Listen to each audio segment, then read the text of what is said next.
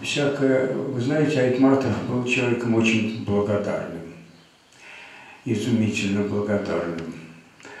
Он ценил человеческое внимание, он удивлялся тому, что люди внимательны к его сочинениям, что люди как-то так к нему тянутся.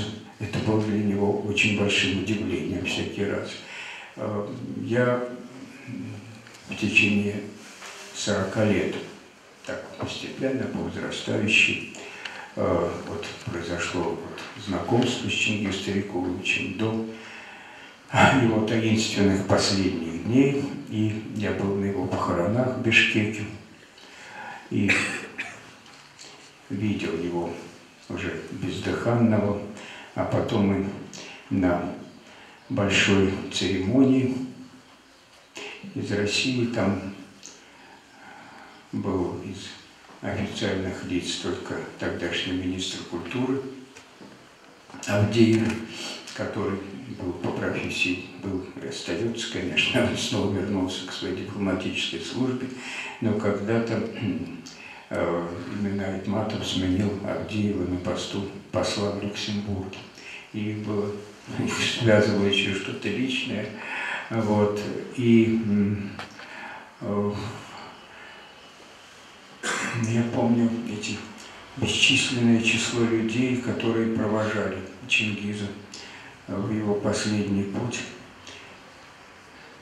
туда, в горы, где его погребли рядом с могилой его отца, который пал жертвой репрессий. Что я вам могу сказать? Айтматов явление уникальное. Уникальное. Человек, который был напоен поразительной внутренней силой, об этом говорили, и каким-то, знаете, и очень большой силой любви. Знаете, слово «любовь», пожалуй, самое первое, что приходит в голову. В нем не было... Это был государственный ум, который в нем сочетался с лирическим, мощным, поэтическим дарованием. Это, конечно, был большой поэт. Знаете, русский замечательный писатель Виктор Борисович Шкловский, человек очень остроумного и острого слова, однажды в каком-то нашем разговоре, может быть, у него это где-то и написано, я не знаю, сказал: ты знаешь, что такое гений? Гений – это обычный человек, который научился дышать в полную силу своих легких. Вот, знаете, Айтматов дышал в полную силу своих легких, в полную силу, пока обстоятельства их не оборвали. Он какие-то полгода не дожил до 80 лет, знаете. И я думаю, что он мог бы пожить и дольше, если бы тогдашний киргизский президент Бакиев столь таинственно и коварно не освободил его от посла Бельгии. Перед этим, когда Чингис сам просил его освободить, он освобожден не был.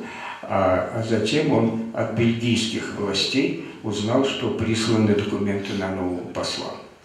Такое тоже бывает. Ну, отнесем это только к миру дипломатии, будем считать, что в других мирах этого нет. Но, конечно, это нанесло большой удар чисто моральный по его здоровью. Также таинственно его пребывание в Казани, почему его надо было отправлять в Нюрнберг, а не в Москву. Это все тайна. Но сейчас мы не об этом. Он ушел, и он остался. Слово «возвращение», которым назван сегодняшний вечер, оно красивое и понятное. Конечно, всякая новая книга. И спасибо большое библиотеке Рудомино, этому замечательному культурному институту и издательскому центру, и, конечно, Екатерине Гениевой, человеку незаурядному, яркому и очень умному. И те слова, которые сегодня были от нее прочитаны, понимаете, они заслуживают нашей признательности. И то, что библиотека Рудомино, имени Рудомино издала через свой издательский центр с помощью спонсоров эти 4 тома. Это большое дело. Большое дело не только потому, что какие-то последние годы меньше стали издавать Айтматова, или перестали его издавать. Ну, еще в 2006 году, например, издательство «Азбука классика» издавало еще в 2006 году, где был еще издан «И дольше века длится день», но уже тоже прошло 10 лет. А с тех пор действительно сейчас появление этого красивого, хорошо изданного 4-томника очень большое дело, большое дело. И с этой точки, знаете, возвращение мы всякий раз друг к другу возвращаемся, потому что перед этим попрощались. И, конечно, эти 4 тома, я их уже держал в руках. Вот. Мне немножко жаль, что в томе, который включил в себя роман «И дольше века длится день», не вошла последняя глава, которую Чингис Трикулович дописал в 2002 году. И там снова герой еще жив.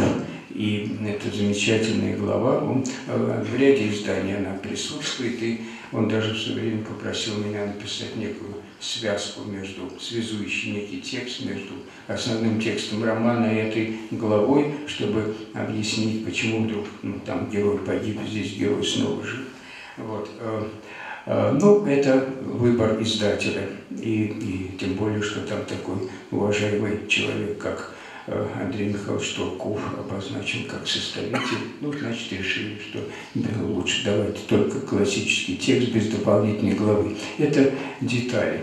Я снова возвращаюсь. Да, возвращение, но значение этих 4 томов в том, что нам дают возможность заново прикоснуться к этим страницам, да, к этим текстам и к душе автора. Чингис Трикулович был благороднейшим человеком, благороднейшим. Здесь все, так сказать, много вопросов вообще вокруг нынешних Нобелевских премий, их политизации и так далее. Никто не знает, кто и как выдвигает на Нобелевскую премию. Это все такие таинственные игры. Понимаете, когда там Вознесенский или еще кто-нибудь заявляли, что их выдвинули на Нобелевскую премию, это непонятно, кто выдвинул, как выдвинул, это все неизвестно. Один раз я тоже выдвигал Айтматова на Нобелевскую премию, писал какие-то письма. Там своя игра, но многие замечательные, достойнейшие люди этой премии не были отмечены, как и из русских писателей были отмечены достойнейшие. Но я был свидетелем его благородства невероятно. Вы все знаете, что Айтматов был основателем Иссык-Кульского форума. Это была удивительная такая культурная и политическая акция, которую он придумал и сумел осуществить. Не один, конечно, а с помощью, и в том числе и тогдашнего государства. И Иссык-Кульский форум, который фактически предложил Михаилу Сергеевичу Горбачеву высказаться в том плане публично, что для нас общечеловеческие ценности выше классовых, это было поворотным моментом в тогдашней жизни, это нельзя забывать. И Иссык-Кульский форум состоялся сначала непосредственно из Иссык-Кули, а потом так было договорено, что каждый год кто-то из участников, важных участников форума будет это проводить в своих странах. И поэтому был Иссык-Кульский форум в Швейцарии, в Испании, в Мексике. Ну, а потом, уже через какое-то время, он снова, уже после, да, еще при Айтматове, он снова как бы вернулся в Киргизию. Но я сейчас вспоминаю, как Иссык-Кульский форум в Швейцарии, хозяином был Питер Устинов, участвовали там Дюренмат, Артур Миллер и так далее. Вот в маленькой там горной деревушке сидели, разговаривали. И затем была итоговая конференция в Женеве во дворце ООН. Именно в этот день было объявлено о том, что Нобелевская премия присуждена Бродскому. И накинулись на бедного Чингиза, чтобы он комментировал присуждение Нобелевской премии Бродскому. Я стоял рядом, поэтому цитирую достаточно верно, что он сказал. Он сказал, что сейчас в России не так хорошо знают Бродского, как на Западе. И я уверен, что присуждение ему Нобелевской премии будет способствовать тому, чтобы к нему было обращено особое на новом этапе внимание в России, и он бы стал в России, так сказать, достойно популярен. Ну, знаете, это, во-первых, он говорил то, что он думает, во-вторых, он сказал, ну, то, что он хотел сказать. Будучи мусульманином по рождению, Чингиз Толикулович очень тяготел к православию. Вы знаете, что он был лауреатом премии Александра Меня. И в одной из книг этого достойнейшего священнослужителя и православного мыслителя Мень пишет очень высоко об Айтматове и даже ставит его в один ряд с Томасом Манном. Я знаю целый ряд замечательных московских священников, с которыми дружил Айтматов и которые к нему высочайше тяготели. Это дорого, это важно. Айтматов был гражданином Российской Федерации. Он очень любил Москву, очень любил Москву. Он был, конечно, детищем той мощной эпохи, которую мы можем сегодня назвать, может быть, применительно к литературе, русской литературы советского периода. Он очень много сделал для укрепления советского государства и для переломов, которые в нем произошли. Может быть, многие не помнят, или наоборот помнят, речь Айтматова при избрании Верховным Советом тогдашним Горбачева президентом страны, что на том этапе было делом прогрессивным и хорошим.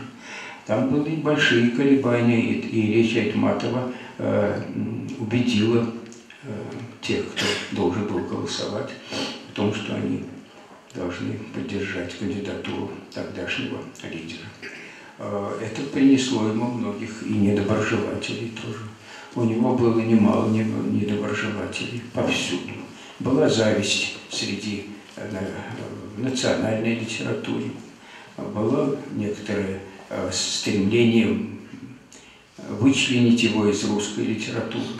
Но он, конечно же, является гением киргизской литературы, героем своего народа, и он является неотъемлемым, я бы сказал, достижением русской литературы, русской культуры. Человека, который так любил Россию, как он,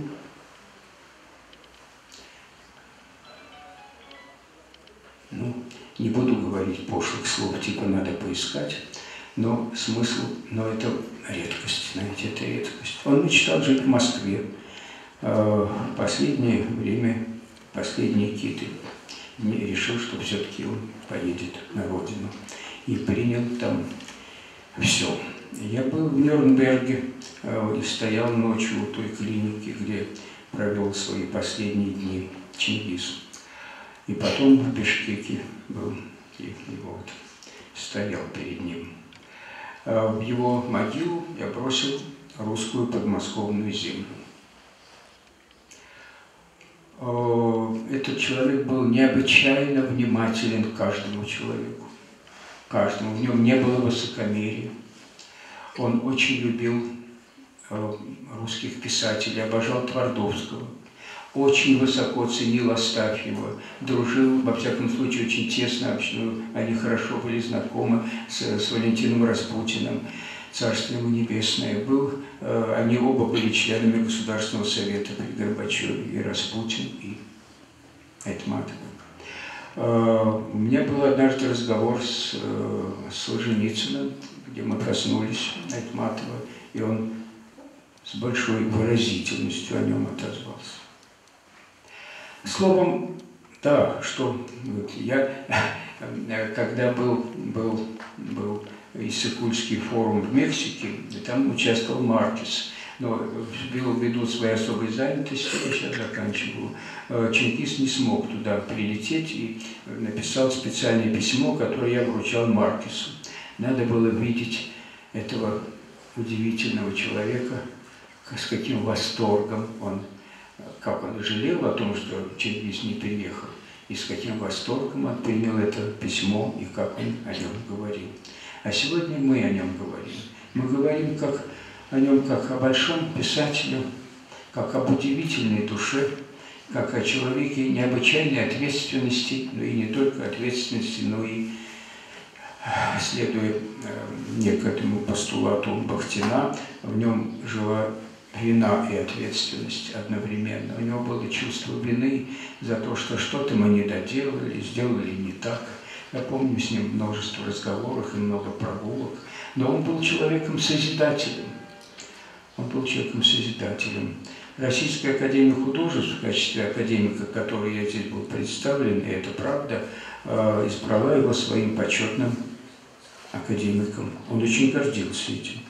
И поэтому я, как вице-президент Российской академии художеств, хочу поблагодарить вас за то, что сегодня изданием этих книг мы чтим память почетного академика Российской академии художеств Чингиза Айтматова.